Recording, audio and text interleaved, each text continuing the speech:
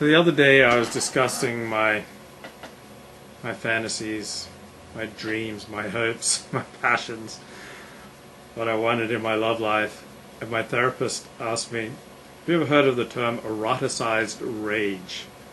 I said no, but that rings true, because I had a girlfriend, Holly, who said to me, take out all your rage at women on me in bed. The therapist said, well, the term relates to sexual intercourse, but also to how you treat women, how you get them into bed, how you manipulate. It doesn't have to be a reaction to the mother figure, but it most often is. Men who are sexually compulsive, who use women and throw them away, often felt squashed by their mothers. They felt powerless. So I went home from therapy and Googled eroticized rage. So came across this by Patrick Carnes, that in 1975 Dr. Robert Stoller, who is a psychiatrist at UCLA, described perversion as the erotic form of hatred. At the core, he observed sexual behavior that breaks the rules. Social disapproval, judgment, and shame are key to arousal taking place. So eroticized rage is a term used to describe anger that is underneath sexual behavior that is socially unacceptable. So these behaviors are all predatory at some level. The patient may never act on these fantasies due to social inhibitions or lack of opportunity, but more than likely the effective underpinnings may manifest in more acceptable behaviors. Wow. So rage and anger have long been recognized as a component in sexual violence. So eroticized rage is anger that's been sexualized.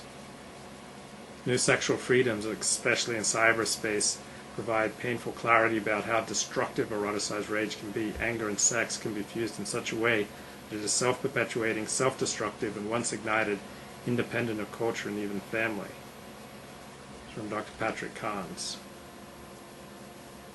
So I was reading stories from a workshop to my therapist, and he said, that sounds like eroticized rage. And he said there's a difference between intimacy and eroticized rage. I guess that's why I love traditional religion. More things are sinful, and hence more things are exciting. Religion with thousands of rules is particularly awesome. So Dr. Patrick Carnes says, first I ask my patients to make explicit their sexual arousal template. What experiences, scenarios, eroticized rage, objects, preferences, beliefs, and feelings go into arousal for the patient? Is there an ideal fantasy which can be made explicit? The therapist then assists the client in examining arousal and where it comes from. So I've never acted on any of my perverse fantasies except for, say, role-playing games with girlfriends. But, I have constraints that are internal, that are communal, that are societal, that are religious, that are ethical, that restrict my behavior to what I would expect from someone dating my sister or my mother or my daughter. So I don't judge myself for having these fantasies. I don't think I'm a bad person because I have bad thoughts.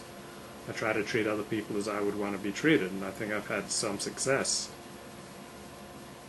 But when I look at my fantasies, I realize that power differential is essential to my fantasies. I guess I've often felt vulnerable to women. Like 1,000 women, it seems, have rejected me for everyone who has accepted me. So fantasy momentarily restores my sense of self, and then afterwards it degrades it. So when a girl rejects me or cheats on me, I then can lose myself in fantasy. Then I can tell myself I don't hurt so much, things aren't so bad, and I can deaden my feelings of loss. Yes, I often felt powerless as a kid. I had some caretakers very early on who were probably very controlling. I don't think someone who felt in control of his life would be as obsessed as I am with having the power.